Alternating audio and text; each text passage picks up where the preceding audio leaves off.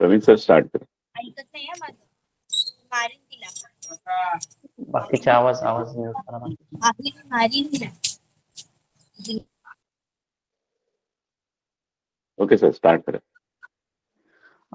Online सिरीजच्या आजच्या जनार्दन संस्थेच्या वतीनं आपल्या सर्वांचे ऑनलाईन लेक्चर सिरीज मध्ये पुन्हा एकदा मनपूर्वक स्वागत.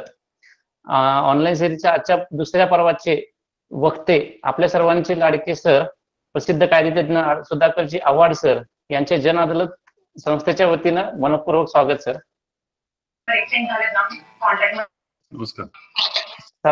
सरांनी आपल्याला दिनांक 21/9/2024 रोजी general principles of law of evidence या विषयावरती बहुमूल्य मार्गदर्शन केलं. त्या सगळ्यांनी ऐकलं, त्याचा लाभ घेतला. आज सर आपल्याला पुन्हा एकदा इलेक्ट्रॉनिक एव्हिडन्स या विषयावरती बहुमूल्य मार्गदर्शन देणार आहेत. तर आपण त्या सरांचं बहुमूल्य मार्गदर्शनाचा लाभ घेऊया आणि आस्वाद घेऊया. तर सरांना मी विनंती करतो की सरांनी आपलं मार्गदर्शन सुरू करा. नमस्कार मित्रांनो. जन अदालत संस्थेने एव्हिडन्स ऍक्ट याची आपण 3 भागात विभागणी करायचं ठरवलं होतं आणि एक लेक्चरच्या ऐवजी 1 तासाचे 3 लेक्चर्स घेऊया असं आपण तेव्हा ठरवलं होतं. त्याप्रमाणे आपण पहिल्या भागामध्ये general principles of law of evidence याची चर्चा केली. आज आपण दुसरा भाग म्हणजे इलेक्ट्रॉनिक एव्हिडन्स याची चर्चा करूया आणि तिसऱ्या भागामध्ये यानंतर आपण या कायद्यातील महत्त्वाचे कॉन्सेप्ट्स आणि 2 कायद्यातला नेमका महत्त्वाचा काय बदल आहे याचीही आपण चर्चा करूया. तर आज आपण आजच्या विषयाकडे वळूया. आजचा विषय आहे इलेक्ट्रॉनिक एव्हिडन्स. मी हे सुरू करायच्या अगोदरच मला आपले सिनियर ॲडव्होकेट दीपक गिरमे साहेबांचा मेसेज आला होता की सर मागचं लेक्चर ऐकलंय आणि खरंच आज कोर्टामध्ये व्हॉट्सअप मेसेजेस किंवा अन्य गोष्टी कशा सिद्ध करायच्या प्रत्यक्षात ह्या अडचणीच्या ठरतात. तर आपण त्याचाही उहापोह किंवा विश्लेषण करा असं त्यांनी मला सुचवलं होतं. ते सगळे आलेले मेसेजेस ऑलरेडी माझ्याकडे आहेत. त्याला अनुसरूनच मी आज हा प्रॅक्टिकल विषय आपण चर्चा करूया की हे जे पुस्तकात असलेले तत्वज्ञान किंवा हे सेक्शन्स प्रत्यक्षात कोर्टात आपण कसे वापरायचे असतात. त्यासाठी आपल्याला जो तासभर वेळ जन अदालत संस्थेने दिला आहे त्याचा आपण आता पुरेपूर उपयोग करून घेऊया. तर पाहता मागच्याच आपण बघितलं ते मी फक्त एक ओळीत सांगतो. मागच्याच आपण असं पाहिलं की हा भारतीय पुराव्याचा कायदा 1872चा जो आहे हा एकूण 3 भागात समाविष्ट आहे. त्याचे 11 चॅप्टर्स आहेत, 167 सेक्शन्स आहेत. त्यापैकी आपण असं पाहिलं की पार्ट 1 चॅप्टर 1 हा प्रिलिमिनरी साठी होता. पार्ट 1 चॅप्टर 2 हा सेक्शन 5 ते 55 हा रिलेव्हन्सी साठी होता. त्यानंतर आपण असं पाहिलं की पार्ट 2 मध्ये चॅप्टर 3, 4, 5, 6 हे जे चॅप्टर्स होते हे 4 चॅप्टर्स हे आपल्याला काय सांगत होते तर 4 चॅप्टर विषयी माहिती देत होते. एक तर facts which need not be proved section 56, 57, 58, oral evidence section 59, 60. Then तिसरा पार्ट होता की प्रायमरी अँड सेकंडरी एव्हिडन्स. त्यात आपण सेक्शन 61 ते 65 ह्या तरतुदी पाहिल्या आणि शेवटचा पार्ट होता exclusion of oral evidence by documentary evidence. अशा रीतीनं पार्ट 2 मध्ये आपण सेक्शन 56 पासून सेक्शन 100 पर्यंत चर्चा केलेली होती, करायची आहे. आणि मग पार्ट 3 जो आहे त्याच्यामध्ये उर्वरित सगळे राहिलेले चॅप्टर्स म्हणजे उर्वरित 5 चॅप्टर्स आहेत. आणि त्याच्यामध्ये आपण सुरुवातीला पाहिलं की बर्डन ऑफ प्रूफची डॉक्ट्रिन पाहिली सेक्शन 101 ते 114. त्यानंतर आपण पाहिलं इस्टॉपेल 115 ते 116 आणि 117. आपण विटनेसेसचा चॅप्टर पाहिला तो म्हणजे सेक्शन 118 ते 133. आणि त्यानंतर आपण जो पुढचा चॅप्टर पाहत होतो that was regarding examinations of witnesses. आणि शेवटचा सेक्शन होता 167 इम्प्रॉपर ऍडमिशन्स एक्सेट्रा. ह्या पार्श्वभूमीवरती आजच्या भागाकडे येऊया. आणि आजचा भाग आहे मूळ कायद्यातील कलम 65 आणि ब की जे आता नवीन कायद्यामध्ये आता बदललेलं आहे. आणि आधीच्या कायद्यातील कलम 65 आणि 65 ऐवजी आता नवीन कायद्यामध्ये कलम 61, 62 आणि 63 हे अंतर्भूत करण्यात आलेले आहेत. त्या अंतर्भूत कलमांचं आपण विश्लेषण करूयाच. पण मित्रांनो, जर का आपण 170 सेक्शन वाचला की जो आपण पुन्हा एकदा बारकाईने नंतर वाचणार आहोत पुढच्या भागात, तेव्हा तो आपल्याला असं दाखवतो की any trial, any inquiry, any investigation, any application made or any proceedings, this all which is pending as on 1st July 2024 shall be regulated and governed by the old act. म्हणजे मित्रांनो, इथून पुढे आपल्याला फक्त नवीन ऍक्टच अभ्यास करायचा नाही, तर त्याचा तुलनात्मक अभ्यास करावा लागणार आहे. काही खटले आपले या जुन्या कायद्याप्रमाणे चालतील आणि अजून 10 वर्ष अस्तित्वात राहतील, ते पूर्ण कन्क्लूड होईपर्यंत. आणि 1 जुलै नंतरच्या गोष्टीसाठी मात्र आपल्याला नवीन कायद्याचा आधार घ्यावा लागणार आहे. म्हणजे आपल्याला मित्रांनो हे गृहीत धरून चाला, जुन्या कायद्याचे सेक्शनही आपल्याला मुखोद्गत करायचे आणि नवीन सेक्शनही आपल्याला अभ्यास करून नंतर मुखोद्गत करायचे. हे सगळं करण्यासाठी आपण आजच्या विषयाकडे येऊया. आजचा हा विषय आपल्याला जो देण्यात आला त्याचं नावच आहे इलेक्ट्रॉनिक एव्हिडन्स, किंवा त्याला आपण डिजिटल एव्हिडन्स असं म्हणूया. आणि हा डिजिटल और इलेक्ट्रॉनिक एव्हिडन्स असं म्हणण्याचं कारण म्हणजे त्यासाठी आपल्याला 2000 सालाकडे गेलं पाहिजे. आणि इसवी सन 2000 सालामध्ये पार्लमेंटने जो कायदा केला होता, इन्फॉर्मेशन टेक्नॉलॉजी ऍक्ट 2000, आणि ह्या कायद्यानं नुसतं त्या कायद्यात बदल केला नाही, तर ह्या 2000च्या कायद्याने योग्य ठिकाणी इतर कायद्यामध्ये तसंच आजच्या विषयामध्ये सुद्धा बदल करण्यात आलेले होते. आणि ते बदल करत असताना त्या डेफिनेशन पार्ट मध्ये काही बदल होते आणि विशेषत्वानं 65 आणि 65 हा नव्यानं अंतर्भूत केलेला होता. आज आपण त्याचे विश्लेषण पुढच्या तासभर करूया. हा जो आजचा विषय आहे इलेक्ट्रॉनिक एव्हिडन्स, तो इलेक्ट्रॉनिक रेकॉर्ड किंवा डिजिटल रेकॉर्डशी संबंधित आहे. आणि म्हणून आपल्याला प्रथम कळालं पाहिजे की काय असतं इलेक्ट्रॉनिक रेकॉर्ड आणि कुठे त्याची डेफिनेशन दिलेली आहे. इलेक्ट्रॉनिक रेकॉर्ड याची मूलतः व्याख्या ही या कायद्यात नसून आधीच्या अनअमेंडेड कायद्यात सुद्धा नव्हती. ही भारतीय साक्ष अधिनियम 2023 मध्ये पण दिलेली नाही, तर ती आपल्याला हा जो 2000 सालचा कायदा होता, म्हणजे कोणचा, इन्फॉर्मेशन टेक्नॉलॉजी ऍक्ट 2000, त्यातल्या जर का आपण कलम 2T उघडलं, ते पाहिलं तर त्याच्यामध्ये रेकॉर्डची व्याख्या दिलेली आहे. आणि जर का त्या कायद्याचं कलम 2(O) हे जर का पाहिलं तर त्याच्यामध्ये डेटा म्हणजे काय याची व्याख्या दिलेली आहे. आणि हेच शब्द इथून तिथून डेटा आणि इलेक्ट्रॉनिक रेकॉर्ड याच्यावरती हा संपूर्ण आजचा हा भाग आधारित आहे. किंवा सगळं विश्लेषण जे आहे ज्याच्यावरती आपल्याला इलेक्ट्रॉनिक एव्हिडन्स म्हणजे काय हे समजावून घ्यायचं आहे आणि ते कसं सिद्ध करायचं हे समजावून घ्यायचं आहे, ते या 2 व्याख्येशी निगडीत आहे. ह्या 2 व्याख्या जर का आपण त्या कायद्यातनं बॉरो करायच्या ठरवल्या तर ते आपल्याला काय सांगतात, आणि ते असं सांगतात, electronic record means any data, any record or data generated, image or sound stored, received or sent in electronic form or a microfilm or computer generated microfiche. This is small definition. अर्थात काय म्हणतो ते, any data, record or data generated image or sound stored, sent or copied. म्हणजे थोडक्यात या ज्या गोष्टी आपण या फॉर्म मध्ये ठेवूया त्याला आपण इलेक्ट्रॉनिक रेकॉर्ड असं म्हणायचं. त्याच्यामध्ये फक्त कॉम्प्युटर जनरेटेड मायक्रोफिच एवढं नाही म्हटलेलं, त्यांनी काय म्हटलंय बघा, आपण जर का ते पाहिलं तर वायडर सेन्स मध्ये आता ह्या डेफिनेशन मध्ये anything under the earth is covered is very exhaustive definition. 2000 ची ही जी इलेक्ट्रॉनिक रेकॉर्डची व्याख्या आहे ही पुरेशी व्यापक आहे. आणि ह्या व्यापक व्याख्येमध्ये anything stored, copied or sent in an electronic form, ज्या ज्या गोष्टी इलेक्ट्रॉनिक फॉर्म मध्ये या 3 प्रकारे केलेल्या असतील, copied, stored or sent, then that becomes electronic record. आणि त्यासाठी काय सेंड करायचंय, काय रिसीव्ह करायचंय, काय कॉपी करायचंय, आणि त्यासाठी 3 गोष्टी करायच्या, डेटा जनरेटेड, इमेज और साऊंड स्टोअर्ड. मित्रांनो सगळं आलं याच्यात, साऊंड, इमेज आणि डेटा, म्हणजे त्याचं इन्फॉर्मेशन, सगळं नॉलेज, त्याच्याशिवाय आलेले एखादा फोटोग्राफ किंवा इमेज, आणि आपण जो बोलतो तो साऊंड, या सगळ्या गोष्टी याच्यात आल्यामुळे ही व्याख्या व्यापक झालेली आहे. अशा प्रकारची ही व्यापक व्याख्येमध्ये एक शब्द वापरलाय, डेटा. कारण ह्या व्याख्येचा मूलभूत जो अंग आहे किंवा मूलभूत भाग आहे तो डेटा या शब्दाशी निगडीत आहे. आणि डेटा हा शब्द पुन्हा त्याच कायद्याच्या कलम 2O मध्ये सांगितला आहे. काय असतो डेटा? आपण बघा उठसूट सगळं म्हणत असतो, अरे तो डेटा आपण लोड करूया, अपलोड करूया. काय असतं नेमकं डेटा म्हणजे? किंवा बऱ्याच वेळा रोज वापरात असलेली एखादी व्याख्या किंवा शब्द आपल्याला नीटपणे समजत नसतो आणि म्हणून आपण डेटा म्हणजे काय ते पण एकदा समजावून घेऊया.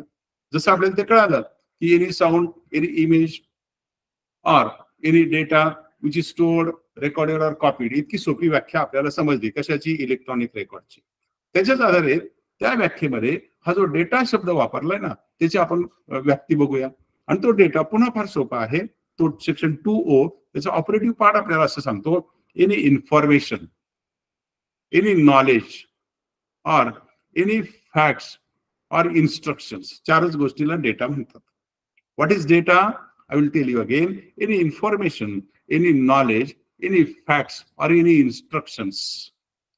ह्या ज्या चार गोष्टी असतील, कोणत्या चार गोष्टी? Information, knowledge, facts or instructions which are being prepared or have been prepared in a formulated manner and is intended to be processed or being processed in any manner including computer printouts. Computer printout हा एक भाग आहे, computer memory हा दुसरा भाग आहे.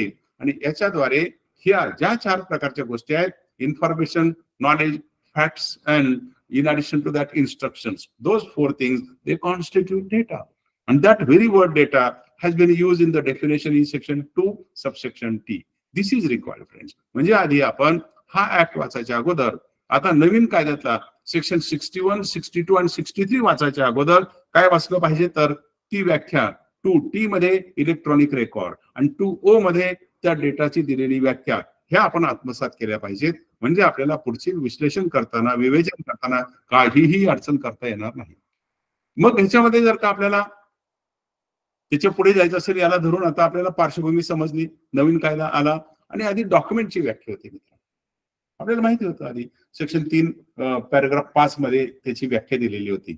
काय व्याख्या होती बघा?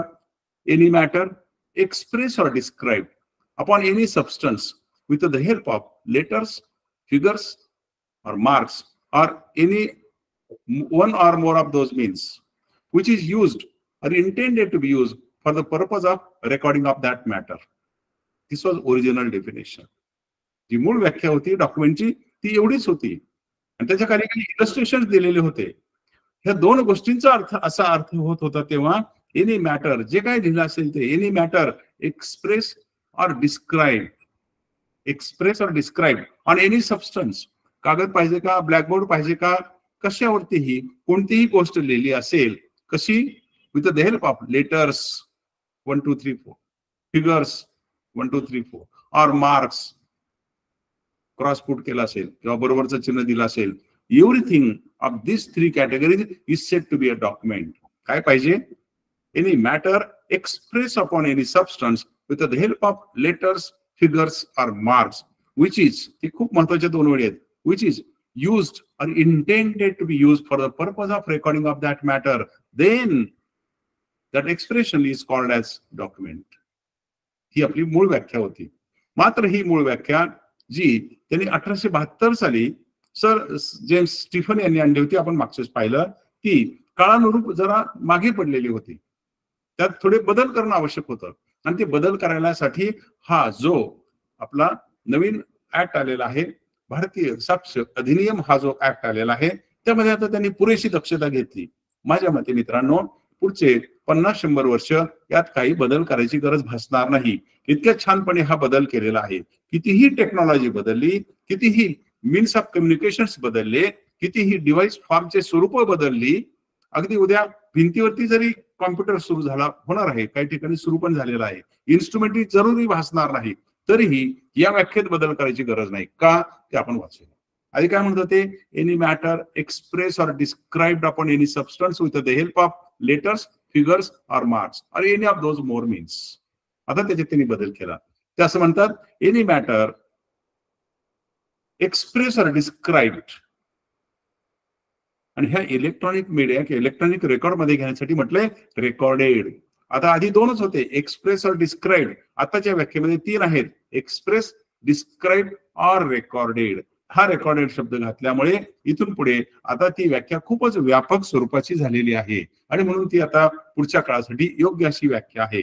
एनी मॅटर एक्सप्रेस और describe or recorded on any substance with the help of letters, figures or marks. आधी तीनच शब्द होते, लेटर्स, फिगर्स, मार्क्स.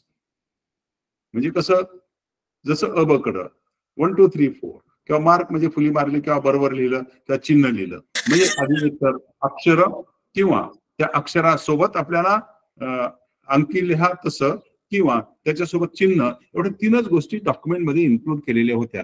आता चौथी गोष्ट लिहिलेली आहे आणि ह्या बदल करणाऱ्यांना आपल्या संसदेला किंवा ड्राफ्टिंग कमिटीला हे पूर्ण समजलेलं होतं की इलेक्ट्रॉनिक या विषयाची ग्रोथ इतक्या फास्ट होते आहे की लवकरच असे बदल येतील विच वी हॅव नॉट अँटिसिपेटेड. आणि म्हणून त्यांनी त्याच्यात चौथा शब्द घालून टाकला, or by any other means. म्हणजे काय, वर शब्द घातला काय, एनी मॅटर एक्सप्रेस और describe upon any substance with the help of letters, figures or marks or any other means.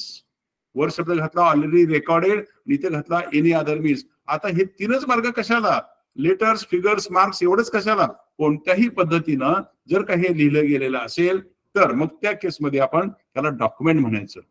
ही व्याख्या वाढवल्यामुळे हे दोनच शब्द घातल्यामुळे इतका मोठा फरक पडला की तिथे शब्द घातला रेकॉर्डेड जास्तीचा आणि इथे शब्द घातला ऑर एनी अदर मीन्स, त्याच्यामुळे त्याच्यामध्ये व्यापकता आलेली आहे. आणि खाली लिहिलंय and includes electronic and digital record. म्हणजे थोडक्यात आता ही जी व्याख्या आहे ही व्याख्या अत्यंत व्यापक स्वरूपाची झालेली असून त्यामध्ये बदल करायची जरुरी नाही. पण संसदेला वाटलं अरे जुना कायदा आम्हाला जवळजवळ 125-150 वर्ष पुरला, नवीन कायदा लगेचच बदल करायची आमच्यावरती अशी वेळ येऊ नये आणि म्हणून त्यांनी त्या जो डॉक्युमेंटच्या व्याख्येचा जो क्लॉज होता त्याच्याप्रमाणे आता इकडे एक इलस्ट्रेशन घालून टाकलंय आणि त्यांनी सेक्शन 2(1)D च्या खाली एक इलस्ट्रेशन घालून टाकलंय, इलस्ट्रेशन 6 घालून टाकलंय आणि त्यांनी सांगितलंय खूप महत्वाचं आहे मित्रांनो की जे मगाशी ॲडव्होकेट दीपक गिरमे साहेबांनी मला जो मेसेज पाठवला त्याच्या उत्तरात मी त्यांना कळवणार आहे, ते तुम्हाला मला सगळ्यांनाच उपयोगाचा आहे आणि त्याचा संबंध हा या नवीन कायद्याच्या सेक्शन 2(1)D च्या खाली दिसलेल्या 6व्या इलस्ट्रेशन मध्ये दिलेलं आहे. तिथे असं म्हणते ते illustration and electronic record which is stored in email, electronic record in email, in laptop, in smartphone or your computer or your website itself is a document. म्हणजे आता ही जी नवीन व्याख्या बदललेली आहे ही व्याख्या बदलताना नुसती डेफिनेशन बदलली नाही तर त्या डेफिनेशन साठी असलेलं इलस्ट्रेशन पण बदललंय आणि ते इलस्ट्रेशन बदललेलं असल्यामुळे आपल्याला काय समजलं की ते तर आपल्याला टेक्निकल गोष्ट समजलीच, any matter express, describe or recorded on any substance with the help of letters, figures, marks or any of those other means. आणि मग खाली त्यांनी लिहिले त्या इलस्ट्रेशनच्या द्वारे आणि ह्याचं एक्सप्लेनेशन साठी हे उदाहरण लक्षात ठेवा. आणि काय उदाहरण म्हणत आहे की एनी इलेक्ट्रॉनिक रेकॉर्ड, कोणचं इलेक्ट्रॉनिक रेकॉर्ड, सेक्शन 2T त्या 2000च्या कायद्याचा, ते इलेक्ट्रॉनिक रेकॉर्ड जर का तुमच्या कॉम्प्युटरमध्ये असेल, लॅपटॉपमध्ये असेल, तुमच्या स्मार्टफोन मध्ये असेल, तुमच्या वेबसाईट वरती असेल, त्या विविध इलेक्ट्रॉनिक माध्यमामध्ये असलेलं तुमचं ते रेकॉर्ड किंवा electronic record, this itself becomes a document. Therefore, there is very wide and very exhaustive definition provided, friends, in this manner. आणि अशा प्रकारची ही वायडर डेफिनेशन दिलेली असल्यामुळे आता आपल्याला या बाबतीत एक सर्टन्टी प्राप्त झाली. अरे आता आपल्याला काही बदल करायची जरुरी राहिलेली नाही. म्हणून मित्रांनो मला असं वाटतं by introduction within first 10 minutes it is amply explicitly clear as to what is electronic record, what is data. In addition to that, what is document, why the definition of document has been changed. This will be providing platform and putting for further better facilitated understanding. The further facilitated understanding now relates to evidence, because today it is not only electronic. Word electronic we have discussed so far. Now let us see evidence part. त्या वरच्या आजच्या विषयाच्या heading मध्ये electronic part होता तो आपण समजला. आता पुढचा काय पार्ट होता, evidence. What is evidence? This evidence has been defined in section 3 in original law. काय होता section 3 आपला आधीचा, आणि section 3 provided for the definition. काय म्हणतो तो It means and includes definition of evidence as provided in earlier law. It was in two parts. त्याच्यामध्ये अ आणि ब असे दोन पार्ट होते. And that provided all statements which the court permits or requires to be made by witnesses before it, hereinafter called as oral evidence, which court permits or requires to be made by witnesses before it, called as oral evidence. ही आपली जुनी व्याख्या. आणि ब part काय सांगत होता? All documents including electronic record produced for the inspection of the court, hereinafter called as the documentary evidence. म्हणजे तोंडी स्टेटमेंट केले ते ओरल एव्हिडन्स. जे दस्तऐवजाच्या स्वरूपात दिलं ते दॅट इज डॉक्युमेंटरी एव्हिडन्स. इतकी अशी सुटसुटीत व्याख्या आधीच्या कलम 3 आणि ब मध्ये होती. आता ते पार्ट्स तसेच रिटेन केलेले आहेत. एकच शब्द घातलाय अ मध्ये आणि एकच शब्द घातलाय ब मध्ये. आधी काय होतं? All statements. हे तोंडी जबाब थोडक्यात. All statements which the court permits requires to be made by witnesses before it. आता ते बदललं आणि त्याच्यामध्ये एक ऍडिशन घातली. All statements. सारखं आम्हाला घोटाळ्याचं वाटायचं. नवीन माध्यमामुळे हे कोर्टासमोर प्रश्न उपस्थित व्हायचे प्रोसिजरल. आता त्यांनी त्याला अँप्लिफाय केलं, क्लिअर करून टाकलं आणि एक्झॉस्टिव्ह पार्ट त्याच्यामध्ये इन्क्लूड केला. आणि त्यांनी सांगितलंय इन्क्लुडिंग स्टेटमेंट्स गिव्हन इलेक्ट्रॉनिकली.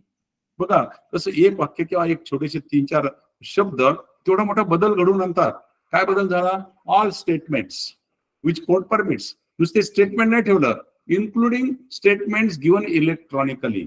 इलेक्ट्रॉनिकच्या माध्यमातून जे जे स्टेटमेंट कोर्टासमोर आलेले असतील that itself becomes oral evidence. म्हणजे ओरल एव्हिडन्सची व्याख्या म्हणजे आपला साक्षीदार कोर्टासमोर आला आणि त्यांनी सांगायला सुरुवात केली म्हणजे ओरल एव्हिडन्स झाला. हे खरं असलं तरी ते तेवढ्या पुरतच मर्यादित नाही. त्याची व्याप्ती कशी आहे, अजून ते कसं वाढणार आहे. and that further includes what further includes, say for instance tomorrow there is evidence recorded by the court in videographic manner. Is it documentary or oral? Will the question arise? जर का एखाद्या साक्षीदाराला तपासाची वेळ आली, तो फॉरेन मध्ये आहे आणि तो परदेशात असताना कोर्टामध्ये त्याची साक्ष घेण्यात आली, मग अशा घेतलेल्या साक्षीला आपण आता ओरल एव्हिडन्स म्हणायचं का डॉक्युमेंटरी एव्हिडन्स म्हणायचं? And this definition has been made implicitly clear, which means all statements, कोर्टासमोर येऊन केलेली statements, and that includes statements given electronically. आणि अशा प्रकारचे सगळे स्टेटमेंट जर का तुम्ही ह्या इलेक्ट्रॉनिकच्या माध्यमातून कोर्टासमोर केलेले असतील तर ते सुद्धा ओरल एव्हिडन्स. आणि जो सेकंड पार्ट होता all documents including electronic record produce for the inspection of the court. त्याच्यात एक शब्द घातला फक्त तिथे इलेक्ट्रॉनिकच्या पुढे अँड डिजिटल रेकॉर्ड. इलेक्ट्रॉनिक रेकॉर्डच्या पुढे डिजिटल हा एक शब्द घातला आणि अशा पद्धतीनं दोन्हीही व्याख्या बदलल्या. ओरल एव्हिडन्स मध्ये शब्द घातला गिव्हन इलेक्ट्रॉनिकली आणि ऑल डॉक्युमेंटच्या मध्ये शब्द घातला डिजिटल. Electronic and digital.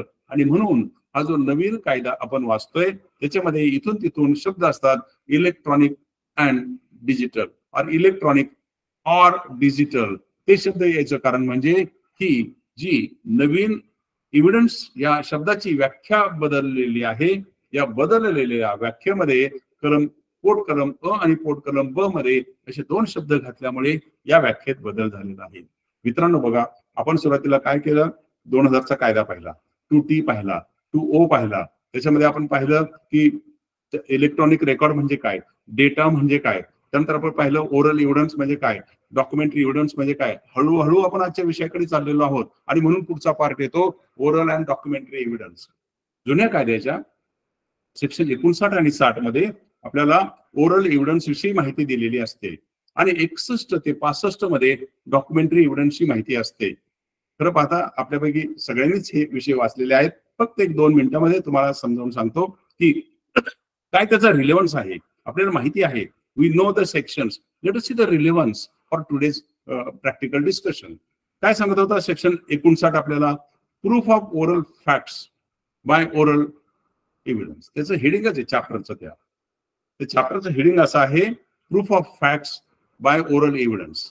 आणि तो फार इंटरेस्टिंग चॅप्टर आहे मित्रांनो. त्याचं हेडिंगच इंटरेस्टिंग आहे. पुढे खाली त्याच्यात एकच ओळीचा सेक्शन आहे, all facts except the contents of the document electronic record may be proved by oral evidence.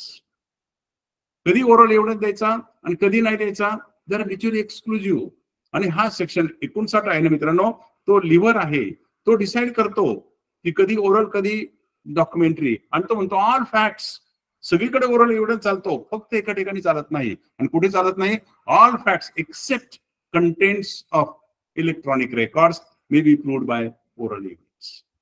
म्हणजे थोडक्यात इलेक्ट्रॉनिक रेकॉर्डचे जे कंटेंट्स आहेत किंवा जिथे जिथं डॉक्युमेंटचे कंटेंट्स आहेत त्यासाठी आपल्याला काय लागतं तर डॉक्युमेंटरी एव्हिडन्स. आणि जिथे जिथे ऑल फॅक्ट्स म्हणजे हे डॉक्युमेंटरी एव्हिडन्स सोडून जे उरलं सुरलं रेसिड्युअरी आहे ते सगळं बाय ओरल एव्हिडन्स. इतका एक section, all contents except the document that is electronic record may be proved by oral evidence. म्हणजे तिथे सेक्शन 59 आपल्याला दोन प्रकारच्या एव्हिडन्स मधला तो जो बफर आहे किंवा कनेक्टिंग लिंक आहे ते सांगतो. आणि एकदा त्या सेक्शन 59 आपल्याला सांगितलं की ओरल एव्हिडन्स काय असतो, सेक्शन 60 लगेच सांगतो आपल्याला. आणि तो सेक्शन 60 आपल्याला असं सांगतो की oral evidence must be direct. एकच ओळीचा सेक्शन आहे पण इतका त्याला एक्झॉस्टिव्ह मिनिंग आहे, त्याचं ऍप्लिकेशन आहे. It says that oral evidence must be direct. काय असतं ते आपण बघूया.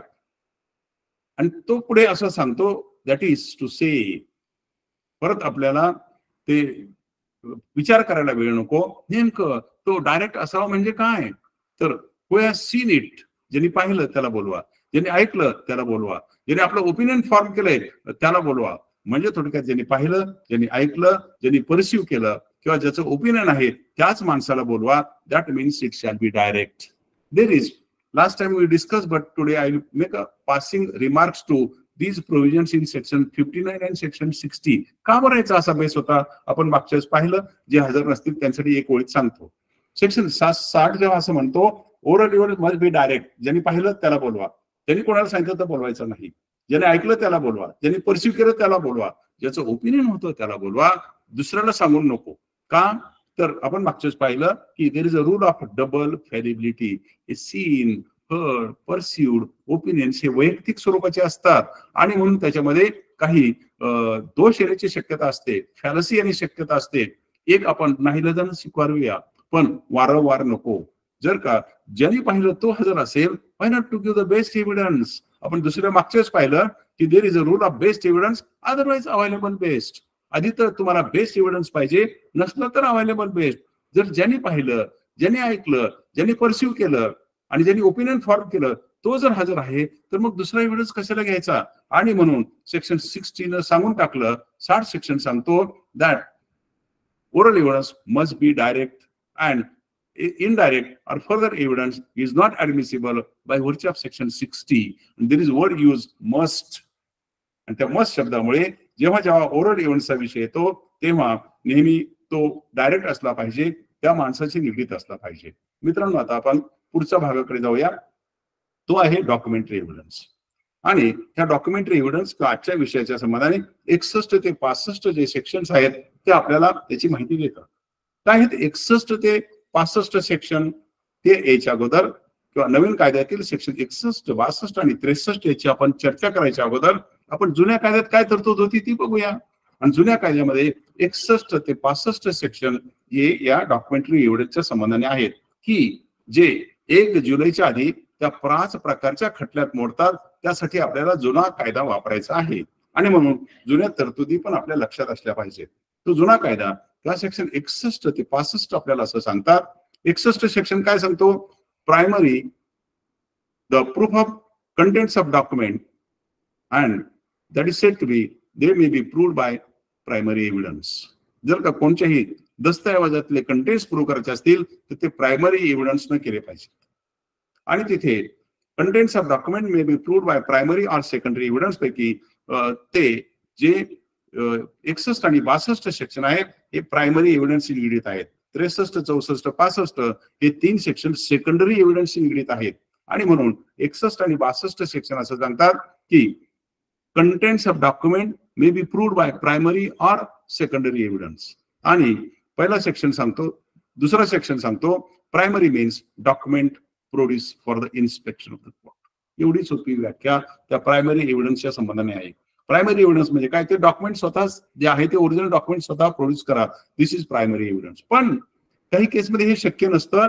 ती कॉन्टिजेन्सी 63, 64, 65 सेक्शन मध्ये सांगितले आणि मग त्या केसमध्ये आपल्याला बेस्ट एव्हिडन्सचा रूल लागत नाही. 61 आणि 62 section this is best evidence. However, section 63, 64 आणि 65 दिस इज अवेलेबल बेस्ट एव्हिडन्स. आणि हा अवेलेबल बेस्ट एव्हिडन्सचा रूल कसा इन्फोर्स होतो तो आपण बघूया. सेक्शन 63, 64 आणि 65 आपल्याला असं सांगतात आणि विशेषत्वानं सेकंडरी एव्हिडन्सच्या बाबतीत 5 गोष्टी सांगितल्यात. Copies, certified copies, copies made and compared and then the counterpart or oral account of the contents of the document. अशा 5 गोष्टी सांगितल्यात. कॉपीज, certified copies, copies made and compared, and then as to the provisions in respect of oral evidence, account of the oral evidence. या सगळ्या गोष्टी ह्या secondary एव्हिडन्सच्या कॅटेगरीत येतात. आणि मग हा जो सेकंडरी एव्हिडन्स आहे, ह्या ज्या कॉपीज आहेत, सर्टिफाईड कॉपीज आहेत, या कशा पद्धतीने प्रूव्ह करायच्या, आणि त्यासाठी सेक्शन 64 सांगतो प्रूफ ऑफ सेकंडरी एव्हिडन्स. तो असं म्हणतो की document must be proved by primary or secondary evidence accept in cases stated here in below. 65 section मध्ये सांगितलेल्या गोष्टी वजा करता सगळीकडे प्रायमरी एव्हिडन्स असला पाहिजे, डॉक्युमेंट इटसेल्फ असलं पाहिजे. बघा ही रिलेशनशिप. आपण नेहमी म्हणतो कोर्टासमोर आपल्याकडे झेरॉक्स कॉपी असते किंवा सर्टिफाईड कॉपी असते आणि ओरिजिनल असते. कोर्ट कोणची मागतं? ओरिजिनल. का बरं? कोणचं सेक्शन कोर्टाने लक्षात घेतला? 61, 62, 63, 64, 65 आणि त्यापैकी सेक्शन 64. जर तुमच्याकडे दोन्ही आहे मग कोर्ट तुम्हाला सांगेल सेक्शन 64 वाचा. मग तिथे पुन्हा शब्द आहे मस्ट. इतर सगळ्या ठिकाणी मे शब्द आहे, 64 मध्ये पुन्हा मस्ट. म्हणजे तुमच्याकडे दोन्ही प्रकारच्या गोष्टी असतील तर it must be proved by the primary evidence. आणि प्रायमरी मीन्स डॉक्युमेंट इटसेल्फ. म्हणजे थोडक्यात या 5 सेक्शनची आपण जर का इंटर रिलेशनशिप पाहिली तर त्यामध्ये 64 सेक्शन हा त्याचा हार्ट आहे आणि तो रेग्युलेट करतो केव्हा प्रायमरी आणि केव्हा सेकंडरी, जसं आपण सेक्शन 61 मध्ये पाहिलं तसं. आणि मग याच्यातनं सेकंडरी एव्हिडन्स केव्हा केव्हा दिला जातो आणि ते केसेस आपल्याला माहिती आहेत. When the original is in possession of opposite party, we have given the notice and he has not produced, or the original is lost or destroyed or is misplaced or cannot be produced easily in the court. In all these cases secondary evidence is permissible friends. म्हणजे थोडक्यात हे जे sections आहेत 61, 62, 63, 64 sections हे आपल्याला काय दर्शवतात मित्रांनो? या सर्व सेक्शन्स मधून आपल्याला पहिल्यांदा ते जी व्याख्या झाली ती 2T मधली, 2O मधली, मग सेक्शन 3 मधली एव्हिडन्सची व्याख्या, सेक्शन पुढच्या 3 मधली किंवा नवीन 2D1 मधली जी आता डॉक्युमेंटची व्याख्या, या संबंधाने आपण आता डॉक्युमेंटरी एव्हिडन्स कडे आलो. आता या सर्व पार्श्वभूमीवरती आपल्याला तपासून पाहिजे हा जो नवीन कायदा आहे, इलेक्ट्रॉनिक एव्हिडन्सचा कायदा आहे, भारतीय साक्ष अधिनियम हा जो कायदा आहे, या कायद्यामध्ये अपेक्षित असलेल्या या उपलब्ध असलेल्या ह्या तरतुदी कशा प्रकारे आपण वाचायच्या असतात ते. आणि यासाठी आपण सेक्शन 64 अ आणि ब बघूया. तो सेक्शन 64 अ आणि ब हा जो 2000च्या अमेंडमेंटनं इंट्रोड्यूस केलेला होता, 2000 सालच्या अमेंडमेंटनं आणलेला होता, त्याचं हेडिंगच होतं special provisions regarding electronic records. म्हणजे थोडक्यात पुढे सुप्रीम कोर्टासमोर एक केस निर्माण झाली होती. मी शेवटच्या टप्प्यात ते सगळं सांगणार आहे. त्या केसमध्ये मुद्दा निर्माण झाला होता की ही जी अमेंडेड तरतूद आहे सेक्शन 65 अ आणि ब आहे त्याचा इतर 167 सेक्शनची काय संबंध आहे. आणि सुप्रीम कोर्टाने म्हटलं होतं, माननीय सर्वोच्च न्यायालय असं म्हटलं होतं की these two provisions itself is a code. Code म्हणजे काय? What is code? का बरं सुप्रीम कोर्ट म्हटलं this is not an act but code? Code means self sufficient, no external aid is required, and hence the Supreme Court has observed in this case that the provisions in section 65A and B that itself provides for self-sufficient provision. There is no need of any external aid for the application of electronic record. This has been observed by the Supreme Court in the case law discussion. We will come to that at the end of the discussion. मग अशा पद्धतीनं जुन्या कायद्यातला जी तरतूद होती त्याची हेडिंगच होतं special provisions as to evidence relating to electronic record. नवीन कायद्यामध्ये ही तरतूद बदललेली आहे आणि त्याच्याऐवजी आता सेक्शन 61, सेक्शन 62 आणि सेक्शन 63 घालण्यात आलेलं आहे. काय आहेत हे 3 सेक्शन हे आता प्रथम पाहूया. कशा प्रकारे नेमका बदल झालाय आणि तो बदल का करावा लागला तेही आपण बघणार आहोत. या कायद्याची ही तरतूद पाहताना जो नवीन सेक्शन 61 आहे तो सेक्शन 61 आपल्याला सांगतो की नथिंग इन दिस अधिनियम, याला आता आपण अधिनियम पाहिलं, आपण ते संस्कृत शब्द कसे आहेत तेही मागच्या वेळेस पाहिलं. तो आता सेक्शन 61 सांगतो. तो का असा आला तेही मी तुम्हाला सांगणार आहे. सर्वोच्च न्यायालयाचे जे ऑब्झर्वेशन्स आहेत हे इथे कसे महत्वाचे ठरले हेही आपल्याला बघायचं आहे.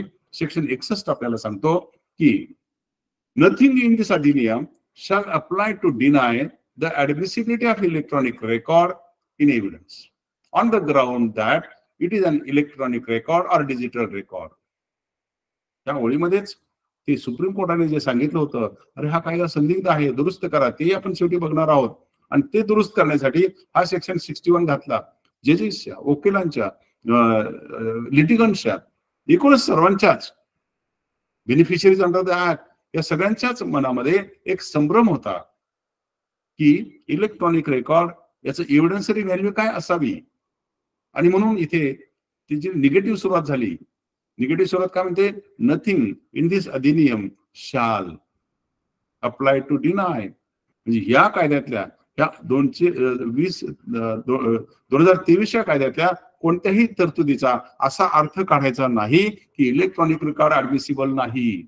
म्हणजे थोडक्यात इलेक्ट्रॉनिक रेकॉर्ड किंवा आपला व्हॉट्सअपवरचं रेकॉर्ड असेल किंवा एखादा मेसेज असेल, हा मेसेज ऍडमिसिबल नाही यासाठी हा कायदा वापरायचा नाही. बघा किती त्याला निगेटिव्ह इफेक्ट दिला. पॉझिटिव्ह इफेक्ट दिला असं तर काय झालं असतं, जर त्याने असं सांगितलं असतं की this provisions in this act shall apply for the production and proving of the electronic record, तरी चाललं असतं. पण त्यांनी इथे ठरवलं की जो केस लॉ निर्माण झाला, ज्या केसेस निर्माण झाल्या, जो वाद किंवा संभ्रम निर्माण झाला, त्याचं कारणच असं होतं की इलेक्ट्रॉनिक रेकॉर्डचं इव्हॅल्युएशन कसं करायचं. आज आपल्याला फार सोपं वाटतंय मित्रांनो, पण हे सोपं वाटण्यासाठी सर्वोच्च न्यायालयाच्या मध्ये सुमारे 9 किंवा तेवढी वर्ष गेली.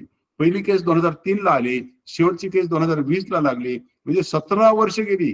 कशासाठी, नेमकं त्या इलेक्ट्रॉनिक रेकॉर्डचं आणि आपल्या जुन्या एव्हिडन्स ऍक्टची रिलेशनशिप समजावून घेण्यामध्ये. आणि ही बाब जेव्हा पार्लमेंटच्या लक्षात आली तेव्हा त्यांनी ठरवलं की ही गोष्ट आपण सुरुवातीलाच दूर करून टाकूया, संभ्रम अवस्था नको. आणि म्हणून कलम 61 नवीन कायद्याच्या किंवा भारतीय साक्ष अधिनियम 2023च्या कलम 61 मध्ये त्यांनी सांगून टाकलं की नथिंग इन दिस अधिनियम shall apply to deny admissibility of any electronic record on the ground that it is an electronic record. हे इलेक्ट्रॉनिक रेकॉर्ड आहे. हे इलेक्ट्रॉनिक रेकॉर्ड किंवा या प्रकारचा पुरावा केवळ तो इलेक्ट्रॉनिक रेकॉर्ड आहे म्हणून अमान्य करावा अशासाठी हा कायदा वापरायचा नाही. This is negative statement making positive use permissible as per section 61. हा त्याची ब्युटी आहे. आणि त्याच्या शेवटचं शेपूट सांगतं त्या सेक्शनचं, शेवटची ओळ सांगते कशासाठी. आणि हे जे इलेक्ट्रॉनिक रेकॉर्ड आहे subject to section 63 shall have the same legal effect, validity and enforceability as other evidence. या सेक्शन 61च्या कॉमानंतरच्या राहिलेल्या उर्वरित भागामध्ये एकच ओळीचा तो सेक्शन आहे. शेवटच्या भागामध्ये सांगून टाकलंय ते आपण सुरुवातीला पाहिलं, नथिंग इन दिस अधिनियम shall apply to deny the admissibility of any electronic record on the ground that that is an electronic record. याच्या पुढे कॉमा करून ते वाक्य पूर्ण केले. and it shall have the same legal effect, validity and enforceability as that of any other document.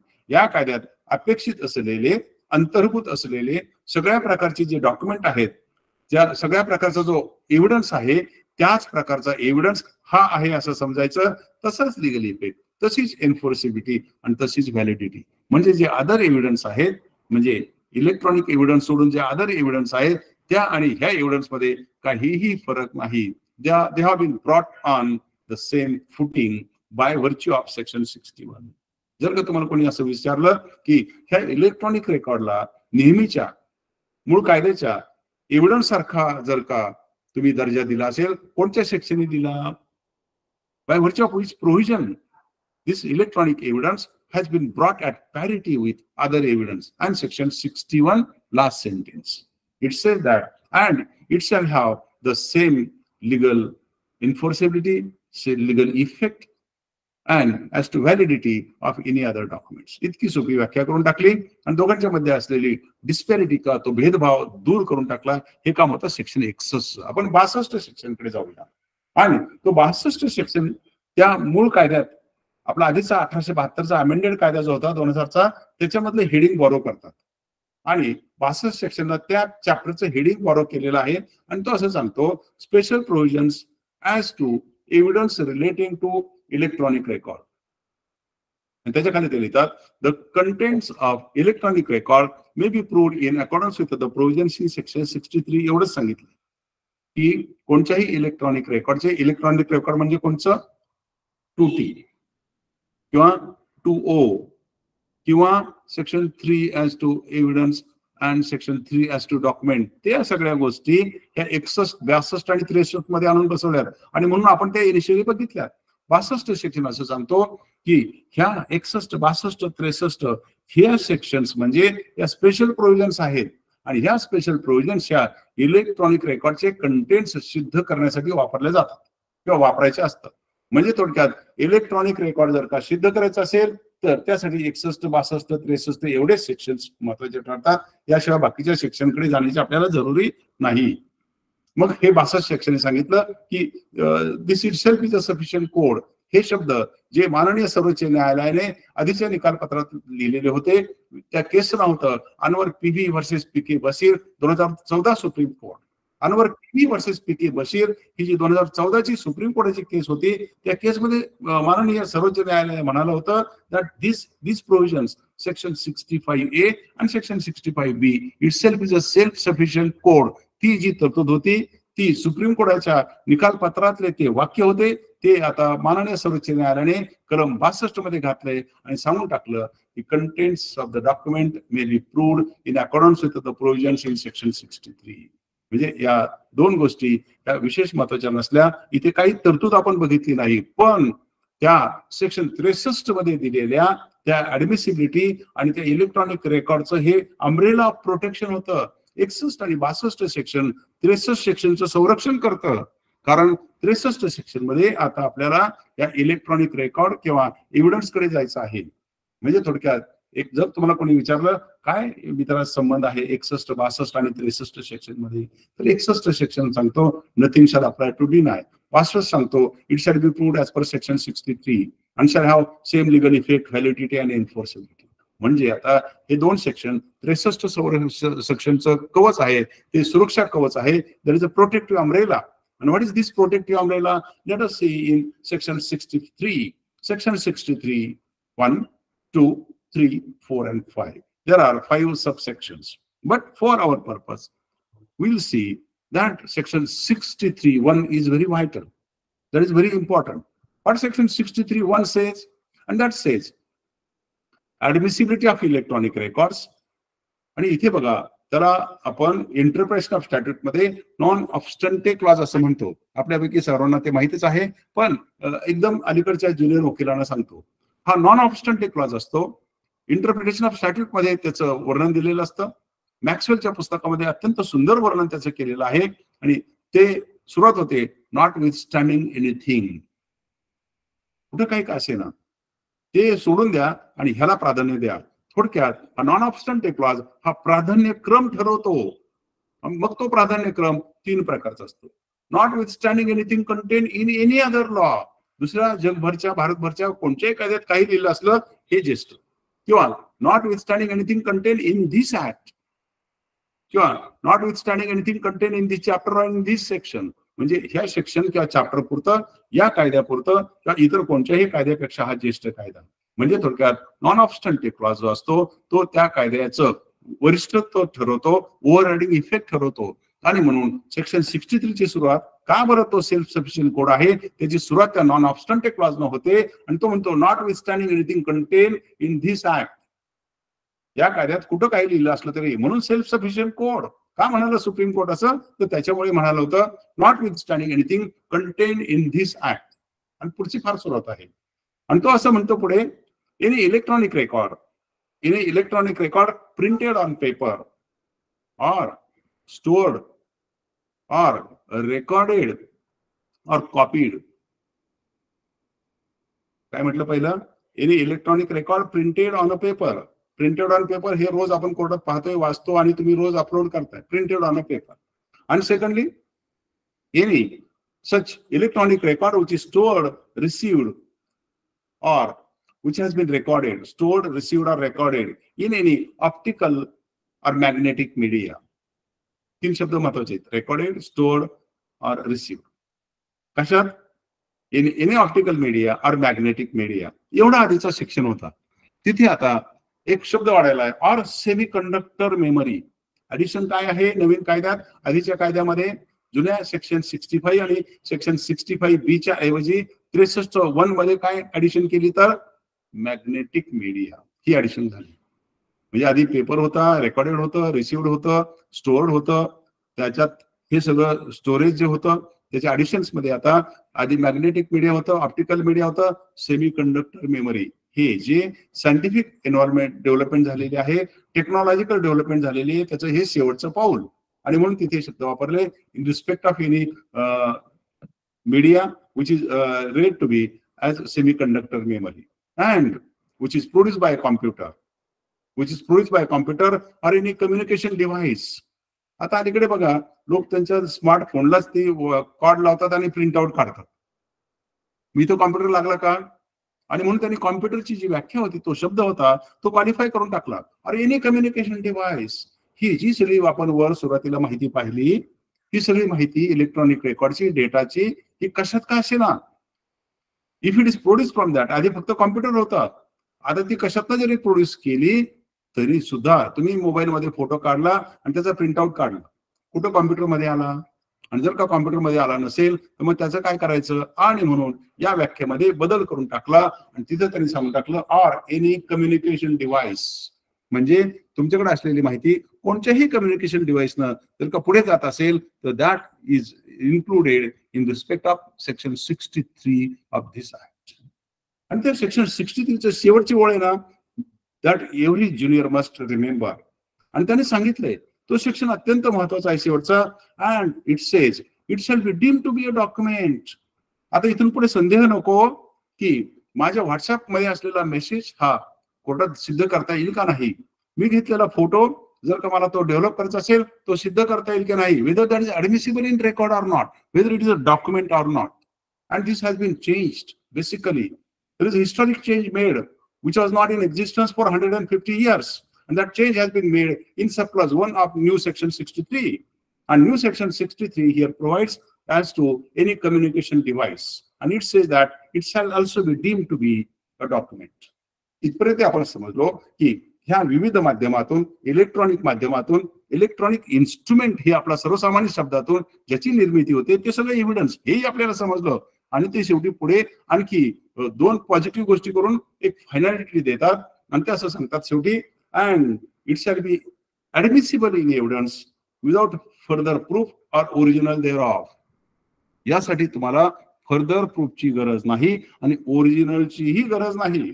म्हणजे थोडक्यात आपण तो सेक्शन 61, 62, 63, 64 जो पाहिलेला होता, बेस्ट एव्हिडन्स रूल पाहिला होता, त्याला इथे फाटा दिलेला आहे. आपण जर त्याच्यापासून डिपार्चर केलेलं आहे आणि हा सांगतो की without production of the original. नेहमी कायदा काय सांगतो? ओरिजिनल प्रोड्यूस करा. इथे सांगतात without production of the original. म्हणजे ओरिजिनल प्रोड्यूस न करता सुद्धा अशा प्रकारचं जे printed on paper, stored, recorded etcetera or received in any optical or magnetic media or semiconductor memory, this information or this electronic record itself is now protected under section 63, and that becomes admissible in evidence without further proof. आणखी काही सिद्ध नाही करायचं. हा paper आणा, कॉम्प्युटरचा paper आणा आणि त्याच्यासोबत तुमचं सर्टिफिकेट देऊन टाका, that is sufficient. Or any such information as we have discussed, if that is so produced before the court, that this shall be deemed to be sufficient itself. तो पुरावा त्यासाठी पुरेसा आहे आणि त्यासाठी ओरिजिनलची जरुरी नाही. ह्या कायद्यातला ऐतिहासिक बदल आहे मित्रांनो, एवढं लक्षात ठेवा.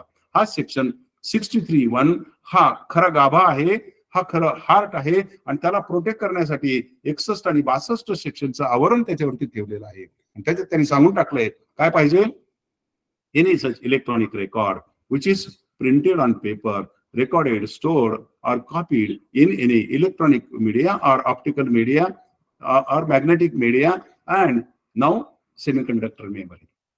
And that is produced by computer or any communication device. Then that itself is sufficient to prove that document. Without further proof, आणखी वेगळ्या पुराव्याची जरुरी नाही. आणि एवढंच कशाला तर ओरिजिनल पण प्रोड्यूस करायची गरज नाही. This is the historic change made and for that purpose section 61 आणि सेक्शन 62 सपोर्ट्स इट. पण मग हे सगळं झालं, पण त्याची जेन्युइननेस आम्ही कसं समजायचा, कोणी कुठे पिक्चर काढेल कोर्टामध्ये प्रोड्यूस करेल. आणि म्हणून आता खाली आले पोट कलम 2, 3, 4 आणि 5. पोट कलम 2 आणि 3 मध्ये खूप महत्वाच्या गोष्टी सांगितल्यात. पोट कलम 2 आणि 3 म्हणजे 63 कलमाचे पोट कलम.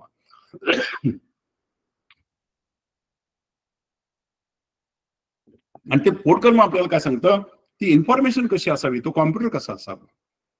म्हणजे ती इन्फॉर्मेशन चुकीची असेल आणि आपण जो कॉम्प्युटर किंवा लॅपटॉप आता मी वापरतोय हाच दोषयुक्त असेल, मग म्हणून ती इन्फॉर्मेशन आणि तो कॉम्प्युटर हा योग्य कसा असावा यासाठीच्या कंडिशन्स ह्या 63(2) आणि 63(3) मध्ये सांगितल्या.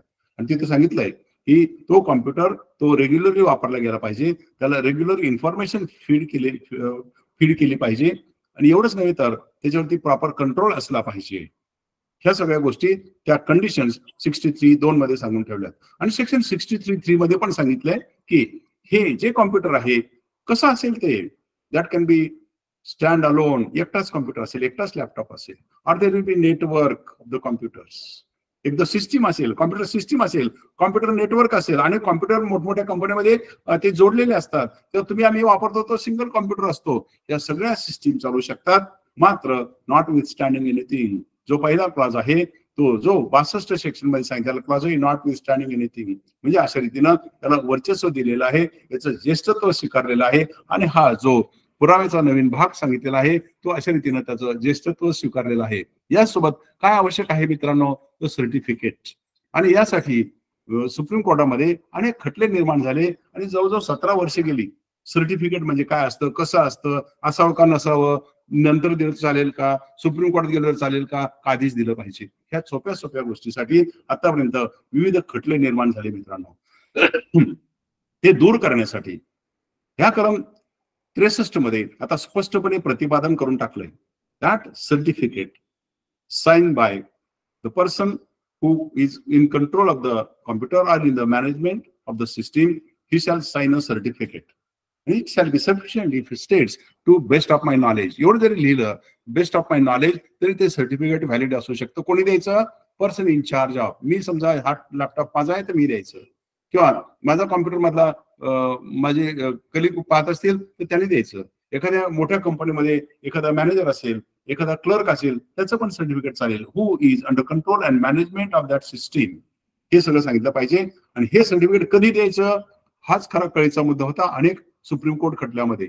हा देणारा सर्टिफिकेट हे तुम्ही it shall B produce at each instance, जेव्हा दस्त दिला तेव्हाच ते प्रोड्यूस केलं पाहिजे. आता असं स्पष्ट करून टाकलंय. आणि परत आणखी वाद नको, आणखी कोर्ट कचेरी नको, कोर्टाचा वेळ जायला नको. आणि म्हणून शेवटी एक वाक्य लिहून टाकले आणि त्यांनी सांगितलंय की त्या सर्टिफिकेटचा फॉर्म आम्ही आता आमच्या नवीन कायद्याच्या शेड्यूल मध्ये देतो आहोत. एक्सपर्टचं कसं असावं, किंवा माझं सर्टिफिकेट कसं असावं, ह्या कॉम्प्युटर किंवा लॅपटॉप वापरण्याचं सर्टिफिकेट कसं असावं, याचा फॉर्मॅटच आता आपल्या नवीन कायद्याच्या शेड्यूल मध्ये देऊन टाकलेला आहे. These were the provisions in short. परंतु आपलं इथे संपलेलं नाही.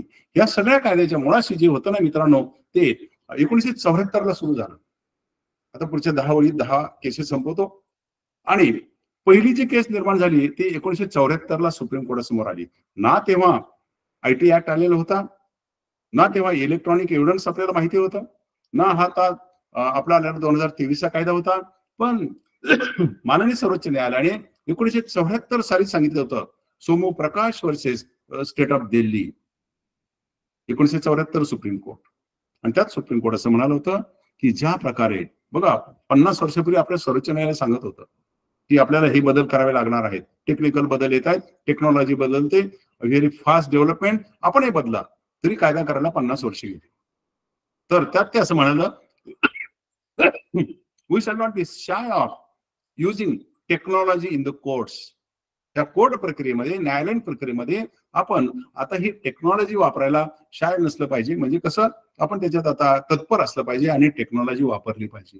टेक्नॉलॉजीचा यूज तेव्हापासून ते सुप्रीम कोर्ट म्हणत होतं आणि आता जस्टिस चंद्रचूड चीफ जस्टिस यांच्या कार्यात तर त्यांनी आता ते उच्चतम पातळी गाठलेली आहे.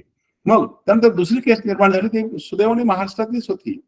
That was state of Maharashtra versus doctor Prafulla Desai, 2003 supreme court. जेव्हा ही केस माननीय सर्वोच्च न्यायालयाच्याकडे गेली तेव्हा महाराष्ट्रातल्या एका कोर्टामध्ये एव्हिडन्स रेकॉर्डिंगची गोष्ट होती आणि त्यातल्या त्या पक्षकाराने सांगितलं की witness resides in foreign country, please examine him by video conferencing.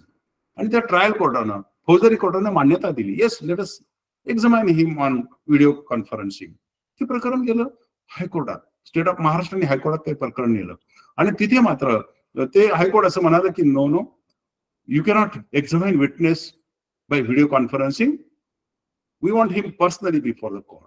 आणि त्यांनी कारण दिली त्या जजमेंटमध्ये.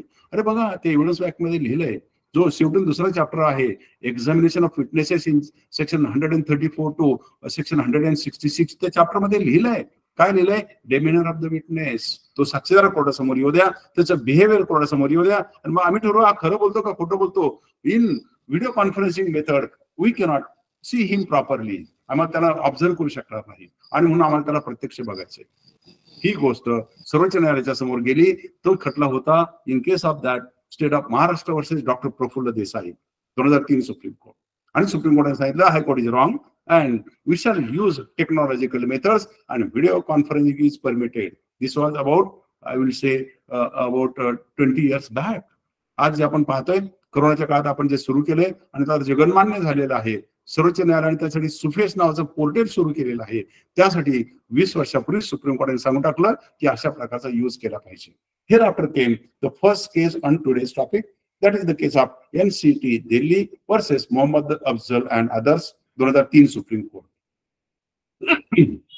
NCT शब्द काय आहे? National capital territory of Delhi असं त्याचं वर्णन असतं त्या प्रांताचं तेव्हा असल्यामुळे. NCT Delhi versus Mohammad Afzal and others, या केसमध्ये मुद्दा होता की ते जे एव्हिडन्स ऍडमिसिबल करायचा असेल तर तो कशाखाली करायचा आणि कसा सिद्ध करायचा. 2003 साली सुप्रीम कोर्टाने गाईडलाईन घातल्या की कलम 65 आणि 65 या सेक्शन्स प्रमाणे आपल्याला हा जो इलेक्ट्रॉनिक एव्हिडन्स आहे तो ऍडमिसिबल असू शकतो आणि आपण तो ऍसेस करू शकतो. At least the path was shown by the supreme court. However, in the year 2005, a very notorious case arose before the Supreme Court. That is the case of NCT Delhi versus Navjot Sandhu, and this is popularly known as the Parliament attack case. आपल्या सर्वोच्च मानबिंदूवरती जेव्हा त्या अतिरेक्यांनी अतिक्रमण केलं किंवा गोळीबार सुरू केला, काही सुरक्षांना हुतात्म्य प्राप्त झालं, त्या केसला आपण म्हणतो NCT दिल्ली वर्सेस नवजोत संधू. त्या लोकांना नंतर शिक्षा झाली, आपल्या सर्वांना माहिती आहे. But issue was whether that certificate which we have discussed just now as per section 63 subclause 2 and 3 is necessary or not, and has been held by the Supreme Court in the year 2005 in that Navjot Sandhu's case that certificate is not necessary. There can be secondary evidence also. This case has been subsequently overruled by the Supreme Court itself. 2014 साली Anwar PV versus PK बशीरच्या केसमध्ये हे माननीय सर्वोच्च न्यायालयाने ह्या cases ओव्हररूल केलेले आहेत. इथं कोर्ट म्हणाला की certificate is not necessary, secondary evidence म्हणून तुम्ही सिद्ध करू शकता. तिसरी केस निर्माण झाली, that was Mohammad Afzal versus state of Maharashtra, 2012 supreme court, आपलीच महाराष्ट्रातली. पुन्हा अतिरेकी आणि पुन्हा तो मुंबईवरचा हल्ला. आणि त्या केसमध्ये जेव्हा ते त्या अतिरेक्यांच्या दरम्यान मग ते शहाणे झाले होते, फोन वापरत नव्हते. आधीच्या 2 केसमध्ये फोनवरचं ते बोलणं होतं, आता त्यांनी काय केलं, इंटरनेट वापरलं होतं.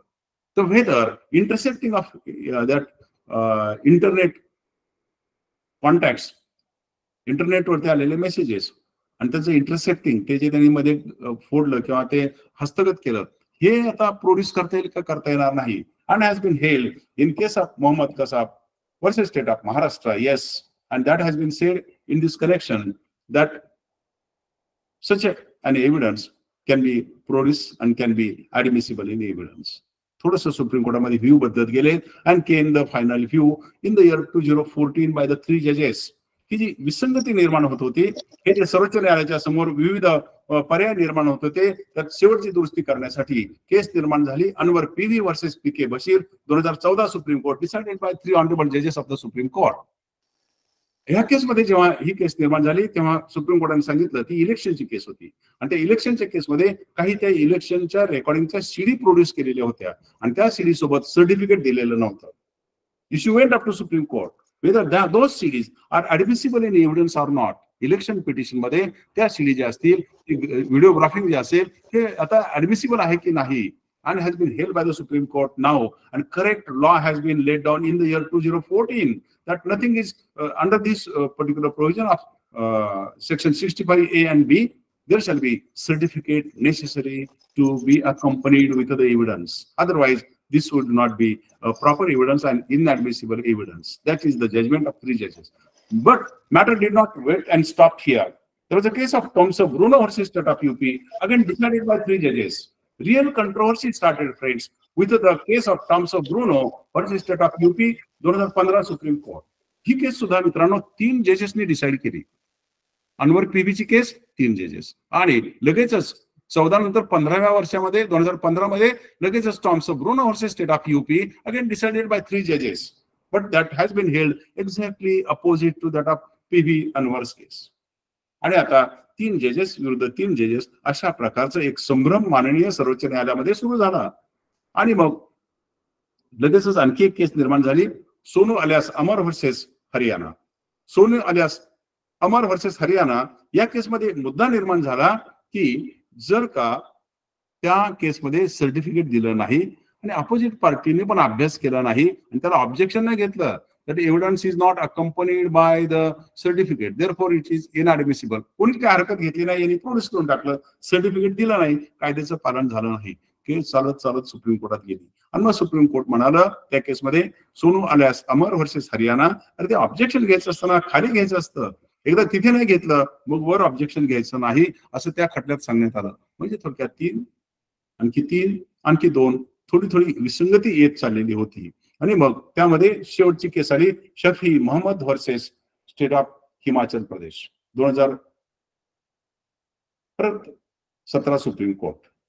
आणि त्यामध्ये सुद्धा पुन्हा आता 2 जजेसनी असा विसंगत निर्णय दिला आणि शेवटी 2020 साली माननीय सर्वोच्च न्यायालयाच्या समोर जालन्यातल्या त्या आमदारकीच्या इलेक्शन पिटिशन मध्ये केस निर्माण झाली. ती केस नव्हतं Arjun Khotkar versus Kailash Gorantyal 2020 supreme court.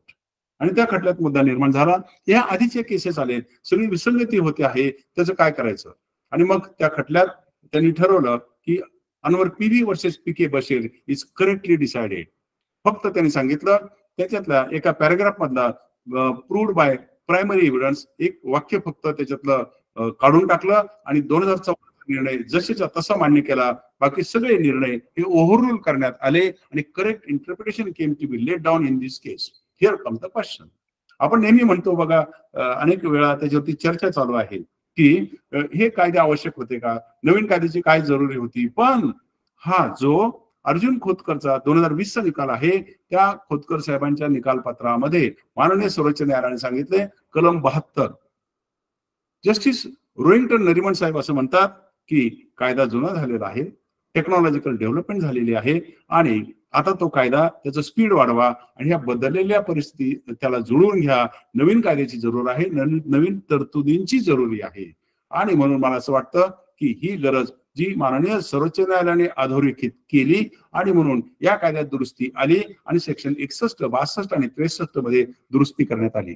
ही जी अर्जुन खोतकरची केस होती ही whether it is correctly decided or not was in question and that came to be decided in the year 2022. 2022 मध्ये सर्वोच्च न्यायालयाच्या समोर शेवटची महत्वाची केस आली ती म्हणजे Ravindra Singh versus state of Punjab.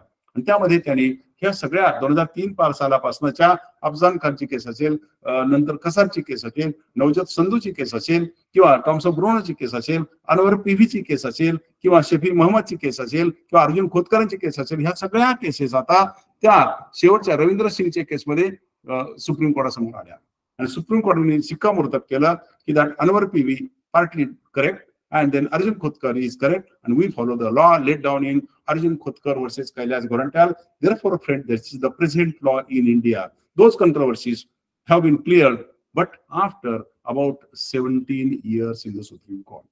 And therefore, law has been changed. On these premises, let us come to the today's concluding part for last 5 minutes. How we can prove? आम्ही वकिली सुरू केली तेव्हा एखादा जर का फोटोग्राफ सिद्ध करायचा असेल मित्रांनो, अत्यंत अवघड काम होतं. Before 45 years or 47 years back तो आम्हाला फोटोग्राफर आणावा लागायचा, त्याची ओरिजिनल पावती आणावी लागायची, त्याला साक्षीला बोलवायचं. आणि आता आपण पाहतोय, आपण रोज कोट्यवधी फोटोग्राफ वेगवेगळ्या ठिकाणी गेला असतं. आपण एअरपोर्टला गेलो फोटोग्राफ, आपण रेल्वे स्टेशनला गेलो फोटोग्राफ, आपण जिथे जाऊ तिथे, आपण ट्रिपला गेलो फोटोग्राफ, अगदी 4 मित्र एकत्र आले फोटोग्राफ, आपण कोणाचं फिलिटेशन केलं फोटोग्राफ, आपले हे सगळे मोबाईलमध्ये स्टोअर केले. मग हे फोटोग्राफ आपण कसे सिद्ध करायचे? किंवा एखाद्याने आपल्याला व्हॉट्सअप मेसेज पाठवला असेल, तो डिफिमेटरी असेल, आपल्या एका क्लायंटने दुसऱ्या एकाच्या माणसाला तो मेसेज पाठवला डिफिमेटरी असेल, how that is to be prove? आणि मॅट्रिमोनियल मॅटरमध्ये तर 100 गोष्टी असतात की त्या ह्या माध्यमातून एकमेकांना पास ऑन झालेले असतात. After relations become bitter relations, better transform into bitter relations. मग ह्या केसमध्ये कसं सिद्ध करायचं? आणि मित्रांनो, आता त्यासाठी मेथड आहे internet messages, WhatsApp messages, or in respect of any such communications, how to be proved? There is one standard method. You have to get a text of that message first. त्याची पहिली text copy करून घ्या, त्याचा printout काढा. तो printout काढला की त्या प्रिंटआउटच्या सोबत ज्याच्या कॉम्प्युटरवरनं काढला, ज्याच्या त्या स्मार्टफोनवरनं काढला, ज्याच्या कोणाकडनं काढला, त्याचं 63(2)(3) प्रमाणाचं सर्टिफिकेट म्हणजे ते प्रोड्यूस करायचं.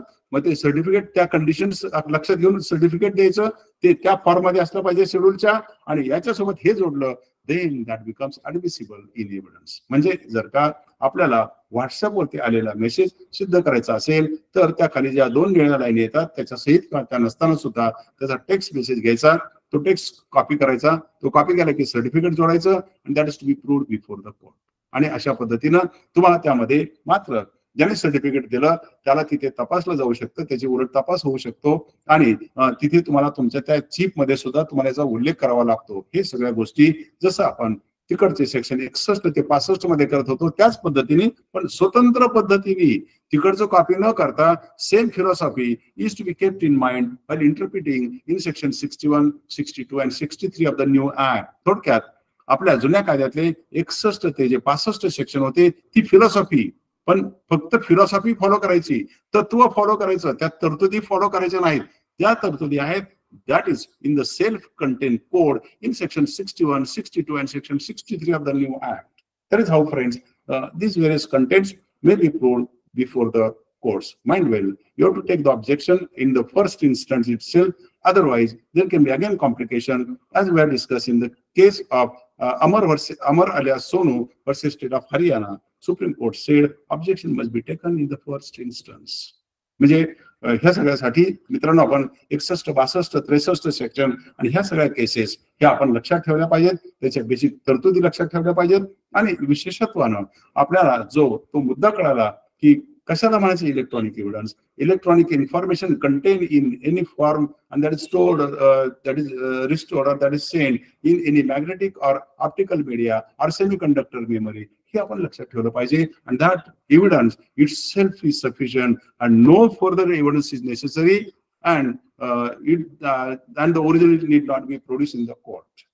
Friends, this is just a summary in respect of electronic evidence to be covered within an hour or so. I tried my best to communicate to you my thoughts on the topic, and especially in the light of what we have discussed in the earlier law, the amendment of 2000, the new law of 2023, and the amendment case law developed by the Supreme Court, not because of the courts, but because of the words used, because of the language used in the earlier law. Now there is according to me, a very nice and perfect language has been used, and there will be minimum case law to be developed in this behalf. Friends, with this, I conclude. And I thank the Jan Adalat Institute for calling me here and giving me this opportunity to have dialogue with you. Thank you. Thank you very much. Thank you so much, sir. Evidence Act च्या तरतुदी म्हणजे section 65A आणि B नवीन बदललेल्या तरतुदीप्रमाणे section 61, 62 आणि 63 यातील ज्या काही definitions आहेत म्हणजे डॉक्युमेंट्स, इलेक्ट्रॉनिक, डिजिटल रेकॉर्ड ची व्याख्या ही एवढ्या सहज आणि सोप्या भाषेमध्ये सर तुम्ही समजून सांगितली म्हणजे हे फक्त तुम्ही सर समजून सांगू शकता आणि ह्या सगळ्या गोष्टी डिसाईड करायला सुप्रीम कोर्टाला आणि माझे लॉचे लेक्चर चालू आहे ते पहा. बरोबर कोण आहे ती ह्या इलेक्ट्रॉनिक एव्हिडन्स कसा सिद्ध करायचा किंवा त्याचं सर्टिफिकेट कधी कशा पद्धतीने कधी दाखल करायचं हे डिसाईड करायला 17 वर्ष सुप्रीम कोर्टाला लागली. परंतु ते सर तुम्ही एकदम सहज सोप्या भाषेत सांगितलं सर, त्याबद्दल खूप खूप आभार सर. सरांना आपण तिसऱ्या सत्रामध्ये म्हणजे एव्हिडन्स ऍक्टच्या तिसऱ्या सत्रामध्ये लवकरच आपण भेटणार आहोत. त्यावेळी आपण सरांना पुन्हा एकदा भेटू आणि सरांचं मार्गदर्शन पुन्हा एकदा ऐकू. सर्वांचे पुन्हा एकदा आभार. सरांना पुन्हा एकदा thank you sir. Thank you. Thank you sir.